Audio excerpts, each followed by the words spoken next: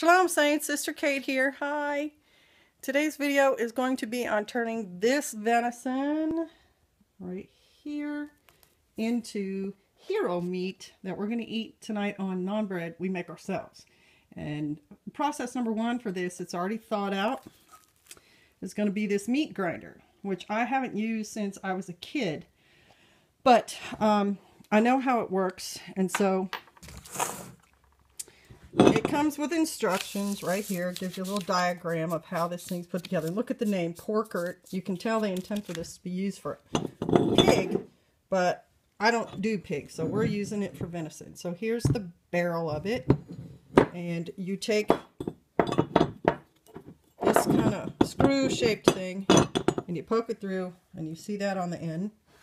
And then it says, right next to that is this blade, which I just washed. Here it is. Ran it through the soap and wash, and so that goes on. And if you see, well, it's hard to see, but it's got sort of a square shape there. That's to let you know that it fits on to the square shape of the screw. So it goes right on there. And then the next blade, and this is according to how big or fine you want your meat cut. I'm going to use the big ones first because this will be the first cut, and then we'll spice it. And then if we really want it to be finer, we have one more blade, which is in that bag, and we'll wash it and do it with that. So here it is in here. And then we put this ring on the outside, and that holds all this stuff in place. So I'll do that, and then I'll be right back. We're putting the handle on, and the handle, place where it goes, it has a flat spot here and around here. So you can put that on, and when it's in place, it goes on right. You can tell. So that's in place, and then there's a screw that goes on right in here.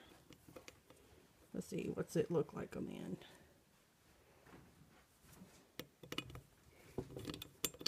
Whoop! There it went.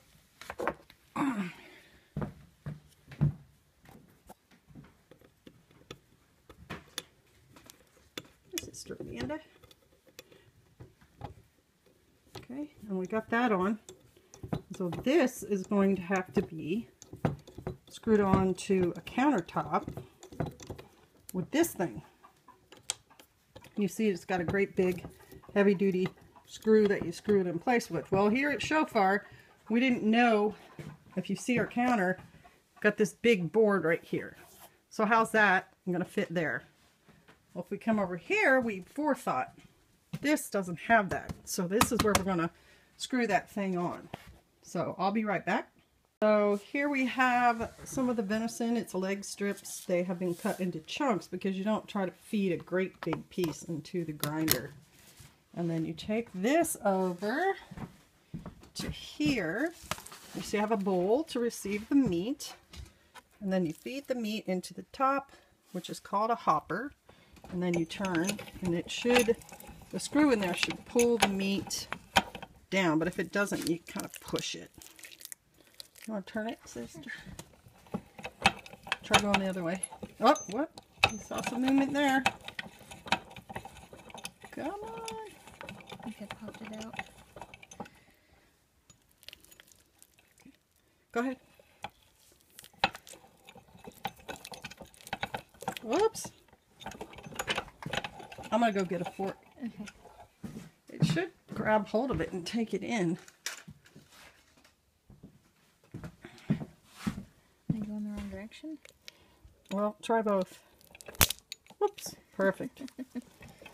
A little plastic in there just for the heck of it. Oh, there you go. Something just happened. There we go. Alright, when it catches, it disappears. It's stuck. It's stuck. It feels like it's mechanical. Like it's sticking mechanical. A bigger concern right now is that I've got this, I've always had pretty bad spider knees. But of course, they get worse with pregnancy. And I've got a patch on my ankle that looks like a straight up bruise. Ooh. And I pointed it out to the midwife, and she kind of examined it and noted that. All right, so we're back, and this particular part of venison has a lot of veins in it, so it was kind of sticking, but it's chopping and it's starting to come out the other end.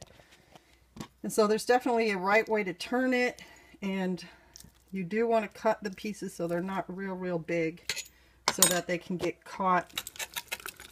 This is the right direction, right, sister? Yes. You see it disappear down in there. It's getting ground up, and then it starts coming out this side. So that is it. That's how you use a meat grinder. And we are going to flavor this. And like I said, we may use the narrower blade for, once it's been flavored, we can make it finer and then cook it more like hero meat and less like hamburger. But that'll be up to us how much work we want to do.